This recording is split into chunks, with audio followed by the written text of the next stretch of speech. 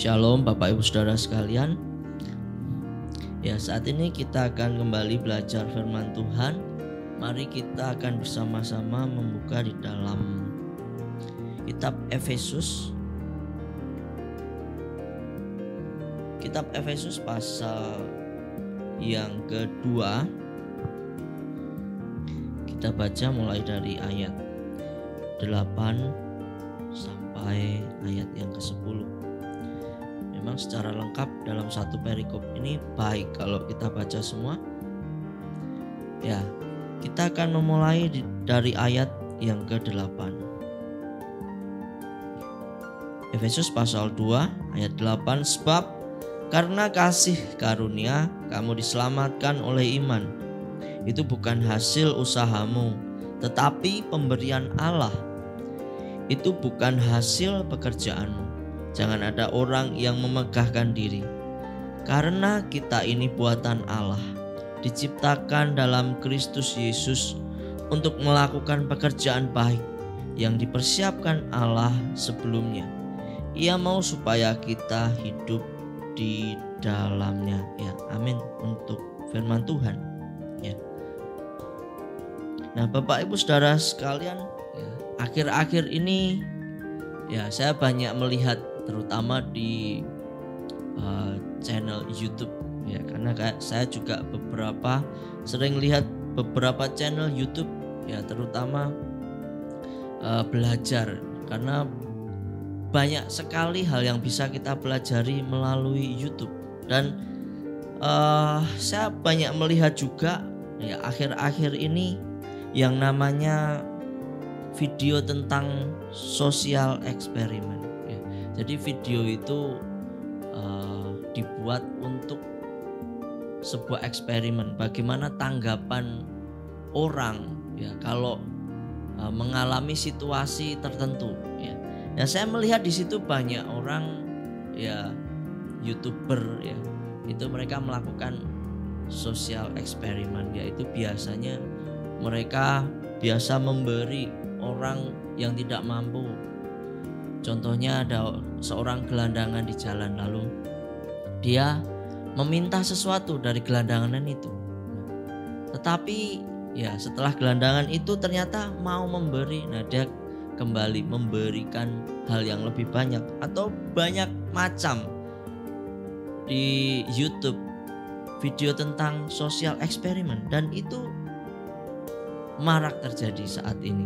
Nah, di mana di situ menggambarkan betapa hari-hari ini ya, hidup semakin sulit. Dan saya melihat dulu video-video semacam itu lebih banyak kita lihat ya, itu ada di Indonesia dulu saya melihat, tetapi sekarang banyak sekali di Eropa video-video seperti itu. Artinya hal-hal seperti itu udah mulai terjadi, yaitu orang banyak yang hidup di jalan, menggelandang, tidak punya rumah, atau mereka sebut homeless. Nah, itu sudah banyak terjadi dan kehidupan semakin sulit. Nah, di situ orang memanfaatkan keadaan sulit itu untuk ya tujuan tertentu. Nah, ada orang memanfaatkan momen-momen itu untuk hal yang memang baik ya. Kalau di dalam video itu mereka ya memberi kepada orang, tentu saja itu baik. Tetapi saya melihat selalu ada dua hal. Ada orang yang memanfaatkan hal itu dengan baik, tetapi juga tidak. Tujuannya berbeda-beda. Ada yang dengan tujuan positif ya. Orang membuat video seperti itu, satu mungkin dia mau membuat video itu sebagai inspirasi bagi orang lain. Wah, mari kita memberi seperti itu. Jadi baik, berbuat baik kepada orang yang tidak mampu. Tetapi juga ada pula yang negatif, saya lihat di situ. Apa negatifnya? Ya mereka mengambil keuntungan ya. Dari video itu mereka bisa mendapat yang namanya simpati publik, betul ya. Lalu juga dapat konten. Kalau kontennya rame, YouTube-nya banyak yang melihat, bisa monetize, bisa dapat uang Bapak Ibu Saudara sekalian. atau juga menjadi bahan flexing ya, biar terlihat dia orang yang kaya, mampu memberi. Nah, kebaikan yang kita lakukan itu kita tidak pernah tahu ya, kalau kita tidak melihat dari dasar hati kita sendiri. Nah, tetapi firman Tuhan di dalam Matius 6 ayat 3 mengatakan, tetapi jika engkau memberi sedekah, janganlah diketahui tangan kirimu apa yang diperbuat tangan kananmu. Nah, dari situ saya mikir, oh iya ya, kenapa memberi harus di video? Ya tentu saja seperti yang saya sebutkan tadi, ada hal yang positif, tetapi juga ada yang negatif. Kita tidak pernah tahu. Nah, lalu apa yang kita lakukan sebagai anak-anak Tuhan? Ya mari kita sebagai anak-anak Tuhan, ketika kita berbuat baik, kita mengetahui dasarnya. Mengapa sih kita berbuat baik ya? Sehingga kita memiliki kemurnian hati di hadapan Tuhan dan tetap melakukannya, walaupun mungkin ketika kita melakukan itu orang tidak menghargai kita, atau secara manusia kita tidak mendapat keuntungan. Nah, ada salah satu video yang lucu sekali saya lihat. Nah, di situ ada seorang minta-minta ya. Ya, saya banyak melihat itu di YouTube sebenarnya. Nah, itu ada orang meminta-minta. Nah, lalu ada orang yang berbelas kasihan ya, karena memang orang ini seperti orang lumpuh begitu. Jadi ya tidak bisa jalan dengan baik. Nah, lalu ya orang yang kasihan ini memberi sejumlah uang yang cukup banyak. Setelah itu ya ternyata orang yang lumpuh ini tidak benar-benar lumpuh, Bapak Ibu Saudara sekalian. Lalu setelah orang itu agak jauh, nah dia bisa jalan ternyata. Lalu orang yang memberi uang itu tahu, lalu dikejar lagi orang itu. Wah, kamu berbohong ya, uangnya diminta lagi. Nah, tetapi itu sering terjadi. Kemarin waktu saya ya makan di salah satu warung, ada ibu-ibu itu juga cerita, wah mas, itu di pasar itu ada orang yang lumpuh suka minta-minta, itu tahu enggak mas? Enggak tahu bu, enggak, jarang di pasar. Wah, itu ternyata enggak lumpuh mas, itu ternyata malah uangnya itu dipakai buat yang enggak benar katanya. Nah, lalu ya orang-orang sekarang sudah enggak mau memberi mas. Nah, hal itu bisa terjadi Bapak Ibu Saudara sekalian. Tapi kita sebagai anak-anak Tuhan, mari ketika kita berbuat baik ya, seperti memberi, seperti itu, kita tahu mengapa kita melakukan itu ya. Sehingga ketika kita melakukannya ya, kita tidak merasa rugi, karena pertanggungjawaban kita itu bukan kepada manusia tetapi kepada Tuhan. Nah, Bapak Ibu Saudara sekalian, apakah dasar kita untuk menjadi baik atau berbuat baik ya? Menurut firman Tuhan yang tadi kita baca sekalian, saya mendapati ada dua hal. Yang pertama yaitu mengapa kita ini harus berbuat baik?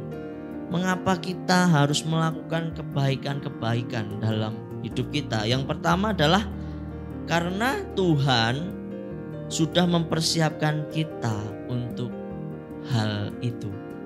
Tuhan siapkan hidup kita untuk melakukan pekerjaan-pekerjaan yang baik. Firman Tuhan katakan ya, kita ini buatan Allah ya. Di dalam firman yang tadi kita baca, kita adalah buatan Allah. Nah,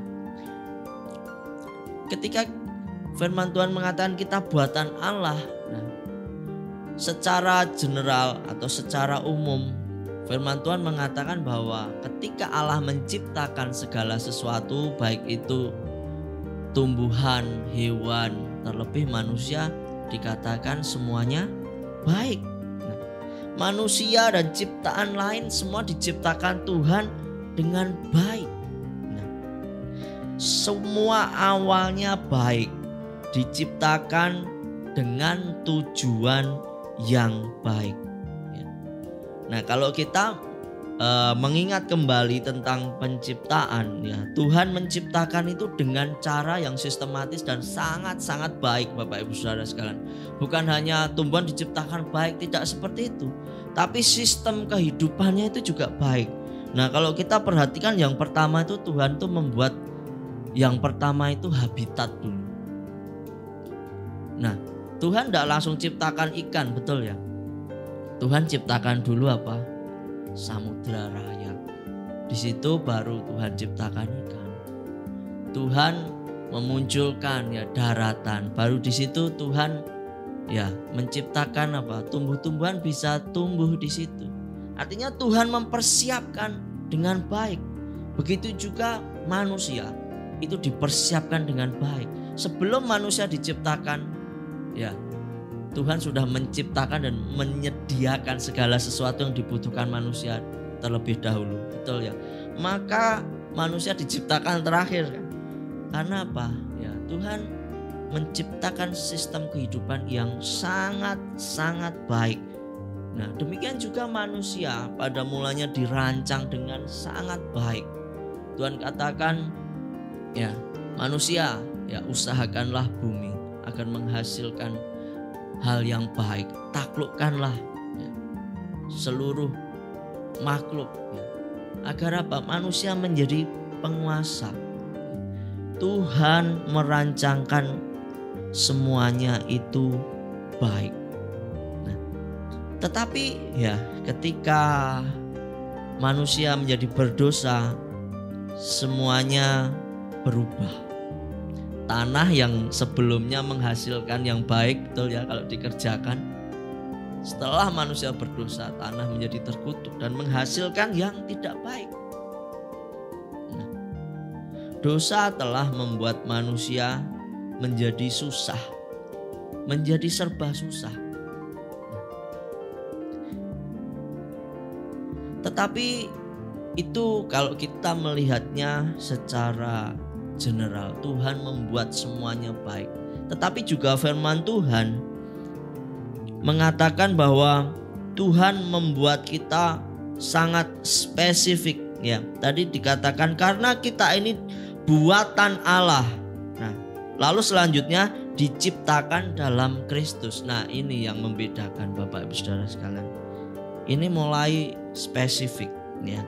Allah menjadikan kita baik kembali. Yang sebelumnya manusia yang sebelumnya waktu diciptakan baik, lalu karena dosa menjadi buruk keadaan, tanah juga menjadi buruk ya. Di sini dikatakan firman Tuhan ya, kita diciptakan di dalam Kristus Yesus. Nah, secara spesifik Tuhan menciptakan kita kembali, bukan berarti lalu kita dibentuk seperti awal mula manusia, tidak. Nah, tetapi di dalam Kristus, firman Tuhan katakan kita ini adalah ciptaan yang baru.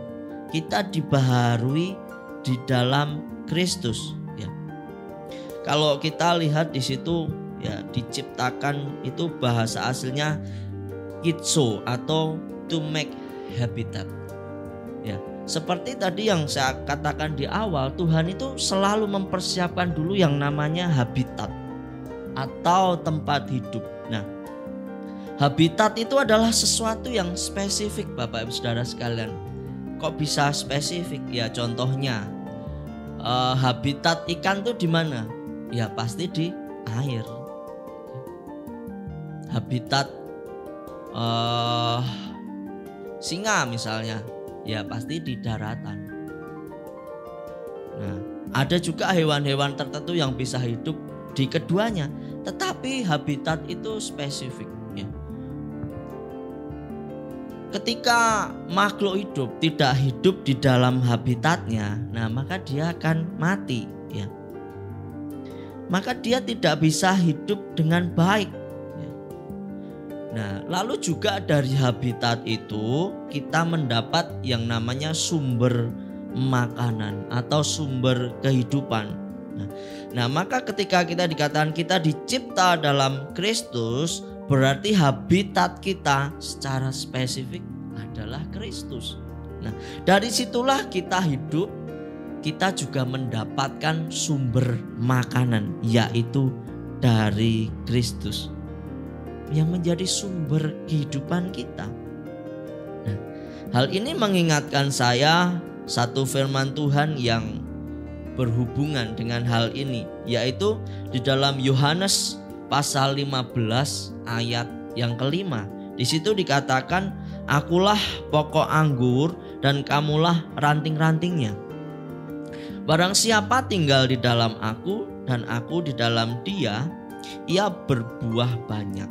Sebab di luar aku, kamu tidak dapat berbuat apa-apa.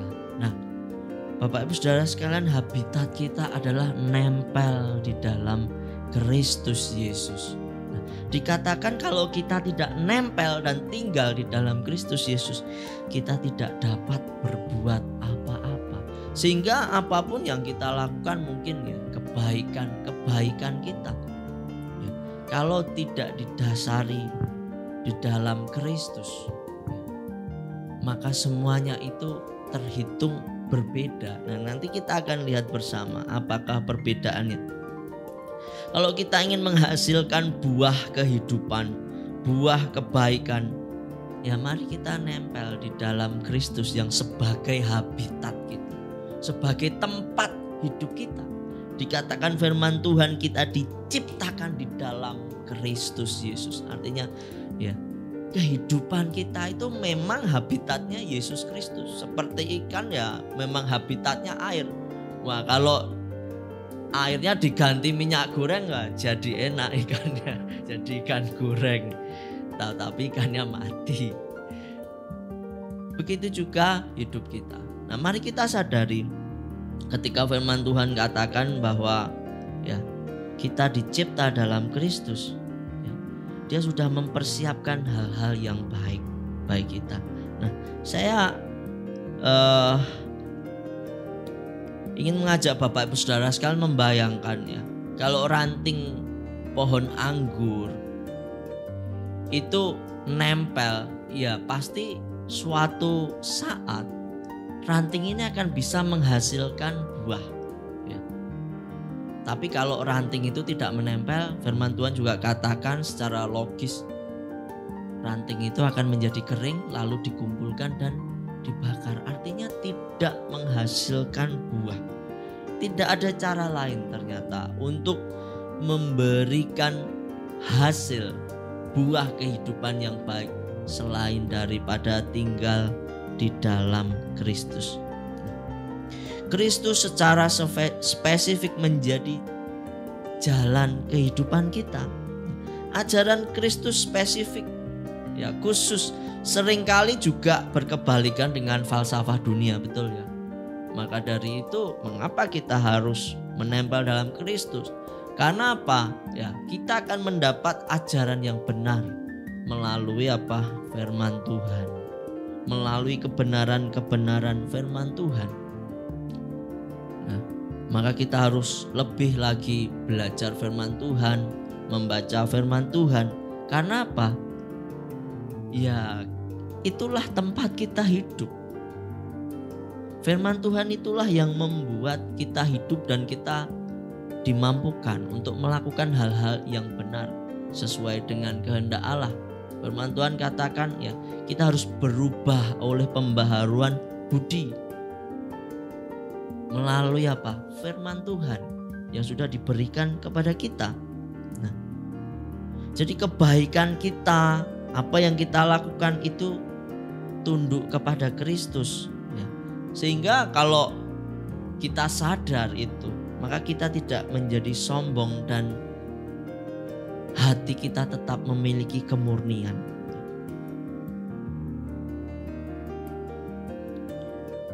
Bapak Ibu Saudara sekalian, di dalam Yesaya 64 ayat 6 di situ dikatakan ya, kebaikan kita atau kesalehan kita itu hanya ya seperti barang yang kotor. Artinya tidak murni. Manusia yang hidup di dalam kebaikannya tidak dapat memuliakan nama Tuhan. Tetapi ketika kita tinggal di dalam Kristus, kita diberikan hati nurani yang murni. Nah, di situ baru kita dimampukan untuk menjadi manusia yang memuliakan nama Tuhan. Nah, ini pentingnya. Maka mari kita terus menempel dalam Kristus agar apa? Kehidupan kita ketika kita berbuah itu didasari dengan hati yang murni, yang disentuh dan dibalut, yang diajar oleh firman Tuhan. Nah, sehingga ketika kita melakukan hal yang baik tetapi tidak dihargai, ya kita akan tetap bersukacita dan bersyukur. Ketika kita melakukan kebaikan tetapi kita dibalas dengan kejahatan, firman Tuhan juga sudah katakan, doakan tetap. Nah, maka semua yang kita lakukan itu akan membuahkan hasil pada waktunya. Nah, firman Tuhan katakan, teruslah berbuat baik, jangan menjadi lemah.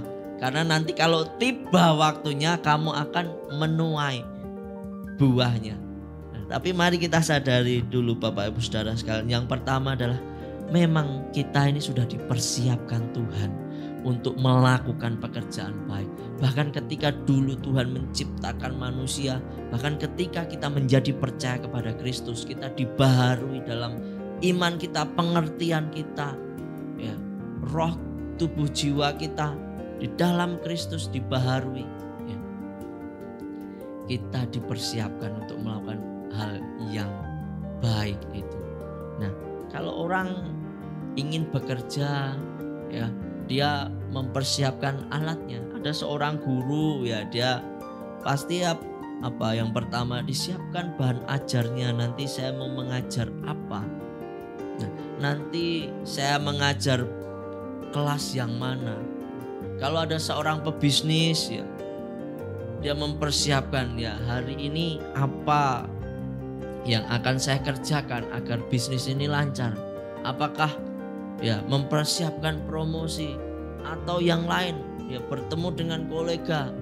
Nah, itu semuanya dipersiapkan agar pekerjaan itu terlaksana dengan baik. Nah, bagaimana mungkin kita melaksanakan segala sesuatu dengan baik tanpa merencanakan dengan baik? Nah, Bapak Ibu Saudara sekalian, kita sudah disiapkan untuk pekerjaan baik itu. Mari kita bekerja sama dengan Tuhan. Nah, mari kita bekerja sama dengan Tuhan agar kehendak Tuhan itu jadi melalui kehidupan kita. Nah, tentu saja setiap orang berbeda-beda. Seperti tadi yang saya katakan, kita memiliki mungkin profesi yang berbeda-beda. Tetapi mari kita sadari, setiap apa yang kita lakukan, Tuhan sudah mempersiapkan kita untuk menjadi berkat. Maka mari kita juga mempersiapkan segala sesuatu yang akan kita kerjakan, sehingga menuai hasil yang baik. Nah, itu yang pertama Bapak Ibu Saudara sekalian. Lalu yang kedua adalah, nah, mengapa kita harus baik dan kita harus berbuat baik? Nah, karena kita sudah menerima yang namanya kasih karunia. Karena kita sudah menerima kasih karunia. Firman Tuhan tadi mengatakan, sebab oleh kasih karunia kamu diselamatkan, dan itu bukan usahamu. Di ayat 8, sebab karena kasih karunia kamu diselamatkan oleh iman, itu bukan hasil usahamu, tetapi pemberian Allah. Nah, karunia atau grace, ya, itu apa Bapak Ibu Saudara sekalian? Ya, karunia atau grace itu sang pemberi itu tidak wajib memberi sebenarnya, tetapi dia mau memberi. Tetapi sang penerima sebenarnya sama sekali tidak layak menerima, tetapi ia tetap diberi. Ya. Tetapi inilah yang terjadi dalam kehidupan kita. Kita adalah pendosa yang berat, layak dihukum. Ya, karena apa? Ya, kehidupan kita ini tidak berkenan di hadapan Tuhan. Ada di antara kita yang melewati sehari tanpa berbuat dosa, ya, luar biasa sekali. Tetapi bahkan, ya, kita kecenderungan dosa itu yang dulu ada, yang karena Adam dan Hawa melakukan dosa itu bahkan sampai hari ini ya kita masih bergumul. Kalau tidak kita di dalam Kristus, habis sudah kita. Untung saja kita itu di dalam Kristus, maka apa? Kasih karunia yang besar itulah yang menopang hidup kita. Orang hopeless, mana bisa orang lepas dari dosa yang begitu menjerat manusia yang kita tidak tahu bagaimana memperbaikinya. Ada yang tahu cara memperbaiki hidup kita dengan hidup tidak berdosa? Tidak ada satupun manusia yang mampu. Tetapi Tuhan dengan kasih karunia-Nya, Dia rela turun ke dunia, mati di kayu salib untuk menebus dosa kita. Dan itu pemberian yang sangat besar bagi kita, Bapak Ibu Saudara sekalian.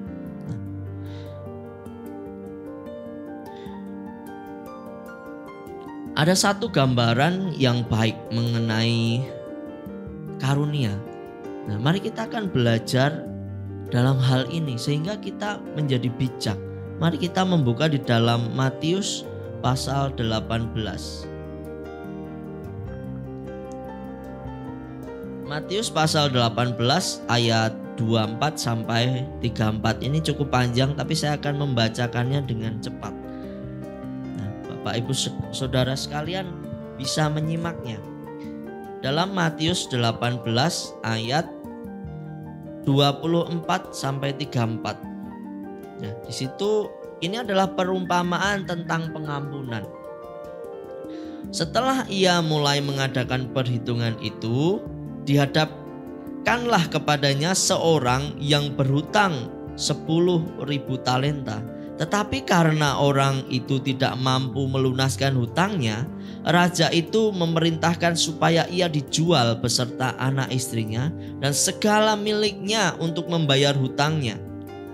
Maka sujudlah hamba itu menyembah dia, katanya, sabarlah dahulu, segala hutangku akan kulunaskan. Lalu tergeraklah hati raja itu oleh belas kasihan akan hamba itu, sehingga ia membebaskannya dan menghapuskan hutangnya.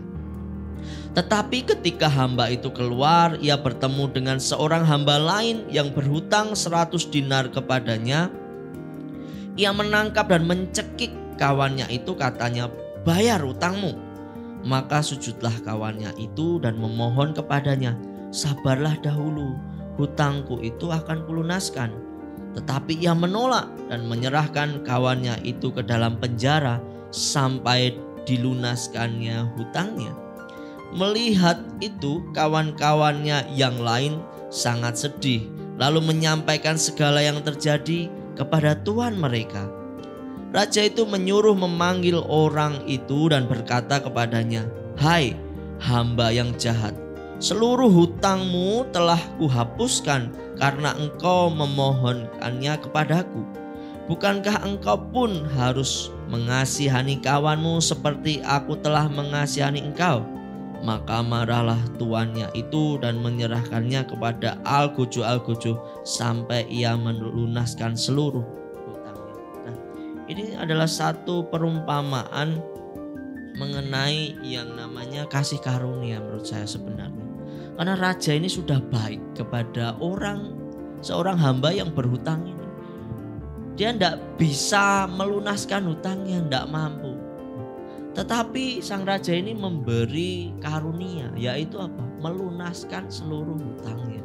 Nah, tetapi ya orang yang sudah diberi karunia ini tidak melakukan hal yang sama ketika dia mendapati kawannya yang berhutang juga kepada dia.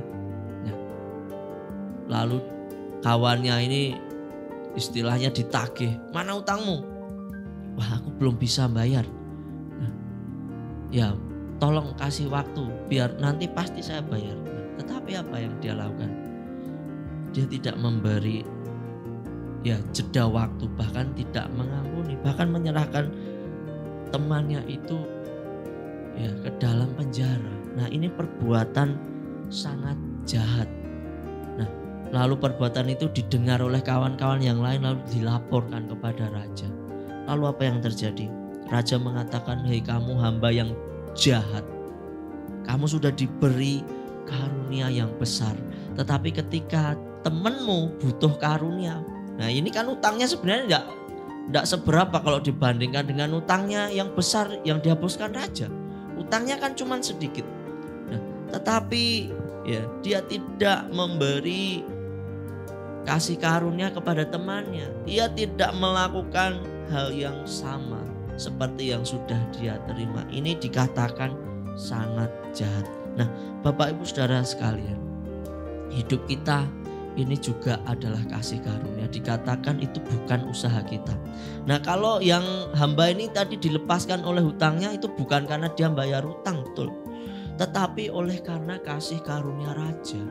Demikian juga kita, anak-anak Tuhan yang percaya kepada Kristus, kita yang memiliki hutang dosa yang mematikan hidup kita sebenarnya.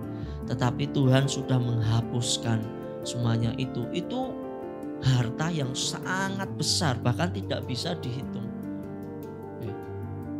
Bahkan keselamatan jiwa itu kalau dibandingkan dengan seluruh bumi ini lebih berharga satu jiwa, betul ya? Nah, demikian juga keselamatan kita begitu sangat berharga, tidak sebanding dengan apapun yang bisa kita berikan kepada Tuhan. Mari kita belajar dari kisah perumpamaan ini tadi.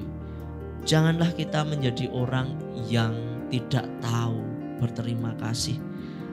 Nah, maka mari kita dasarkan segala perbuatan baik kita, menyadari semuanya itu karena apa? Kita adalah orang-orang yang sudah diberi kebaikan oleh Tuhan, diberi kasih karunia oleh Tuhan. Maka walaupun kita berbuat baik pun itu kalau untuk membalas kebaikan Tuhan sebenarnya tidak cukup. Maka ketika kita memberi, kita dengan hati yang tulus, Tuhan, aku bisanya memberi segini Tuhan. Dan Tuhan itu ternyata adalah Tuhan yang tidak melihat rupa atau juga tidak melihat nominal, tetapi Tuhan melihat hati yang mengasihi Tuhan. Kalau hati kita rindu membalas kasih Tuhan, saya yakin Bapak Ibu Saudara sekalian, seberapapun pemberian kita ataupun waktu, tenaga, pikiran, perhatian yang kita curahkan untuk memberi kepada orang lain, saya yakin Tuhan akan disenangkan melalui semuanya itu. Karena kita belajar untuk menghargai kasih karunia Tuhan yang besar, sehingga kita tidak dikatakan "Hei hamba yang jahat", tetapi kita dikatakan hamba yang setia, yang baik. Karena apa? Ya kita meniru cara kerja Tuhan, yaitu apa? Memberi kasih karunia kepada orang lain, memberi kebaikan kepada orang lain. Nah, Bapak Ibu Saudara sekalian, sehingga ketika kita melakukan kebaikan dan kebaikan kita itu seakan mungkin tidak membuahkan hasil secara manusia, tetapi itu tidak akan menggoyahkan kita atau membuat kita sedih atau membuat kita putus asa, tidak. Karena apa? Kita tahu kemana arahnya, karena hati kita tertuju kepada kasih karunia Tuhan. Sehingga walaupun ya yang kita kerjakan itu ditolak manusia, mungkin tidak dihargai, tetapi Tuhanlah yang memperhitungkan. Maka mari Bapak Ibu Saudara sekalian, ketika ya saat-saat ini ya di masa-masa yang sulit, apa yang bisa kita lakukan, hal yang baik mari kita lakukan. Tentu saja ya sesuai dengan apa yang kita punyai masing-masing. Ada yang mempunyai harta untuk diberi, ada yang mempunyai tenaga, perhatian, waktu, kesempatan, memberi kesempatan kepada orang lain. Nah, itu semuanya kebaikan yang bisa kita berikan juga kepada orang lain. Nah, maka dari hal ini kita belajar bersama.